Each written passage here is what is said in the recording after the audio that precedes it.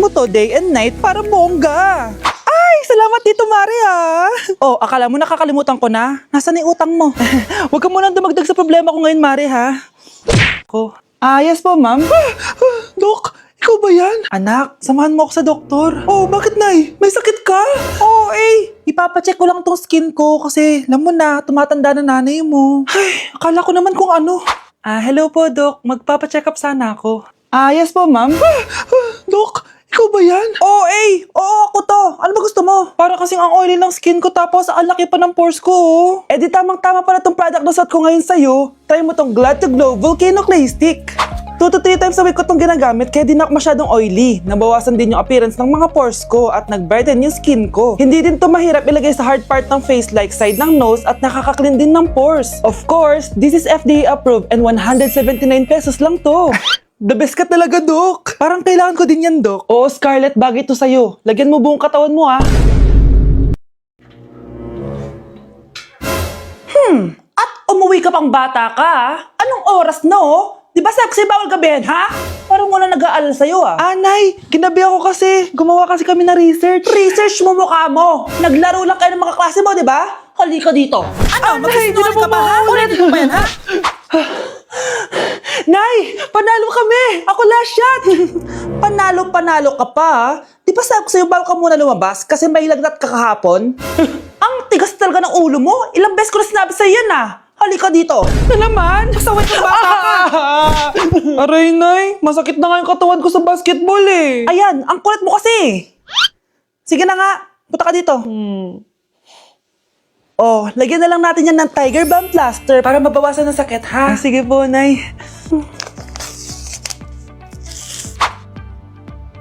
Aray!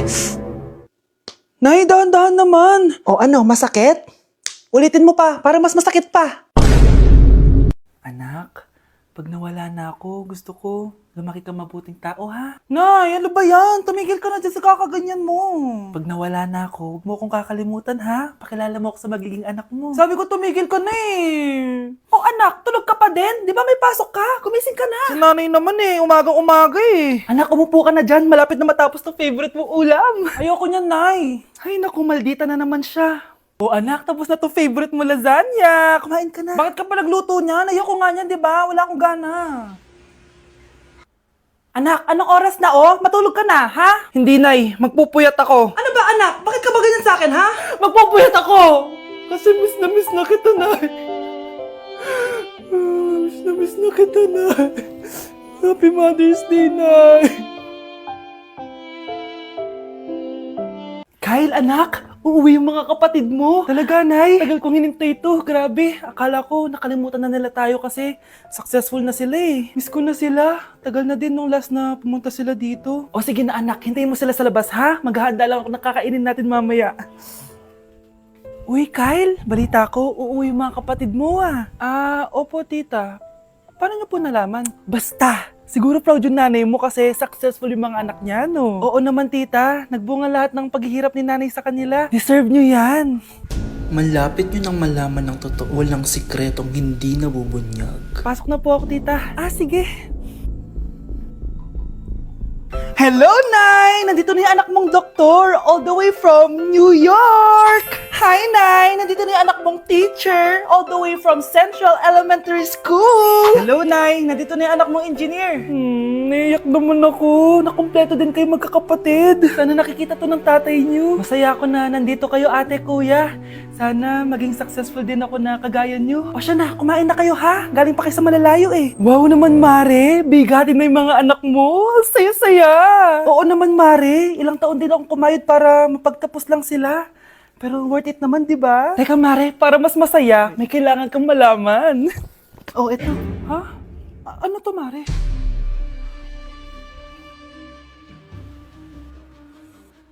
Nay, bakit po? Mga sinungaling kayo? Paano niyo nagawa sa akin to, ha?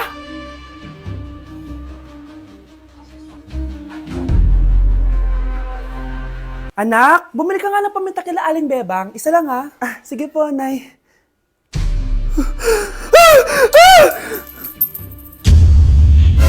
Nay! Itapon mo yan! Ikakamatay natin yan eh! Napapano ka ba anak ha? May napanood kasi ako, Nay! Itapon mo yan! Ay na nga ba sinasabi ko eh! Kaka-cellphone mo yan eh! Kung ano-ano pinapanood mo! Ayoko pa mamatay! Diba? Baliw na ata to. Hala, bukas na pala pasahan nito. So ano na balita ng revision ng thesis natin, Samantha, ha? Babe, ano ba? So ano na balita sa revision ng thesis natin, Samantha, ha? Hala, di ko pa nagagawa yung thesis namin. Nagka-emergency kasi. Sus, emergency? Kasama mo lang naman jowa mo. Tanggalin kita sa group dyan eh. Patay, lagot ako neto, babe. Paano niyan tayo? Ay, mga bes, huwag kayong mag-away-away ha. Kumalma kayo. Sabayin niyo muna ako ha. Jopay. Kumusta ka na? Huwag ka nang mawala. Ngayon, Teka, si Scarlett ba yun? dadalhin kita sa aming bahay. In fairness, ang ganda ng boses mo, be. Di tayo aalis tayo. Sa tunay na mundo.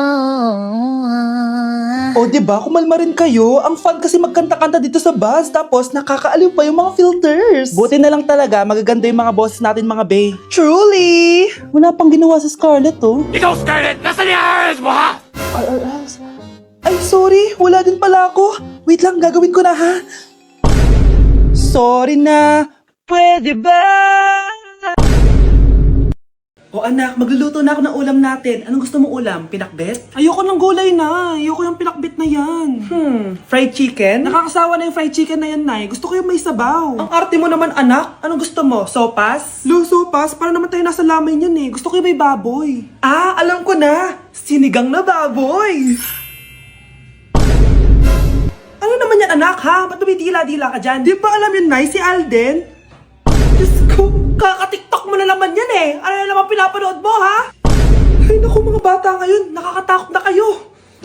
Nay, bakit po? Mga sinungaling kayo? Paano niyo nagawa sa akin to, ha? Nay, anong sinasabi mo? Hindi namin maintindihan. Ikaw, Scarlett, sabi mo doktor ka, di ba? Bakit katulong ang trabaho mo sa New York, ha? Nay. Ikaw, Brianna, teacher ka, di ba?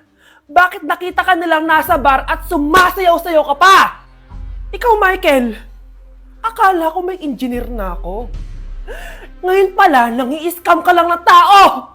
Bakit nyo tinago sa akin to, ha? Nay, hindi kasi ako nakapasa bilang nurse sa New York.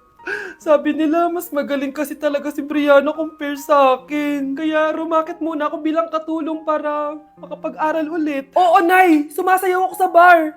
Pero di ko binibenta ang katawan ko. Kailangan ko lang yung pera para makagraduate na ako bilang teacher. Ayoko na kasi manghingi sa'yo eh. Ang baba kasi ng sweldo ng engineer, Nay, kaya humanap ako ng paraan para kumita ng pera. Alam ko mali ang pagiging scammer pero yun ang bumuhay sa akin, Nay. Mga anak! Sana sinabi niyo sa akin! Pamilya tayo dito, diba? Magtutulungan tayo! Bakit tinago niyo sa akin? Natakot kasi kami, Nay, na baka ma-disappoint ka namin. Alam kasi namin yung paghihirap mo. Mapag-aral lang kami. Anak ko kayo. Gagawin ko lahat para sa inyo. Sa tingin niyo ba hindi ko kayo tatanggapin, ha? Kaya itigil niyo na yung mga ginagawa niyo.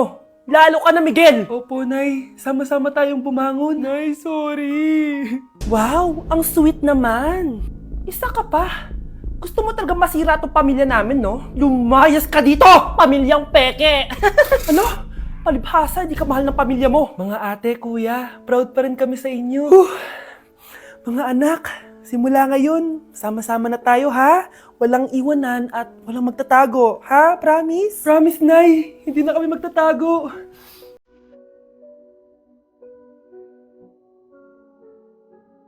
Teko.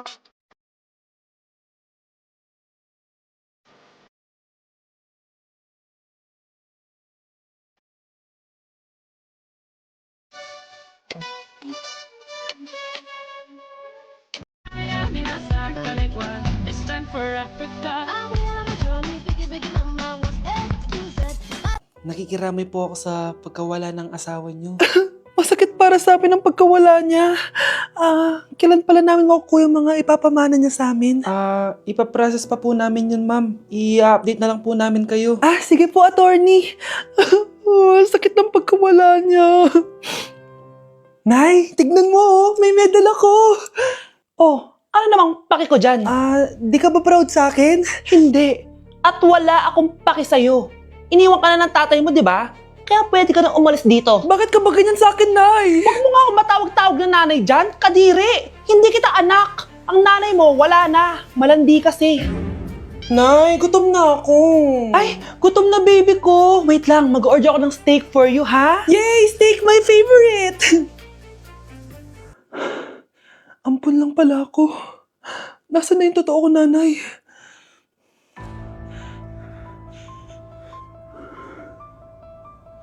Tulog sila.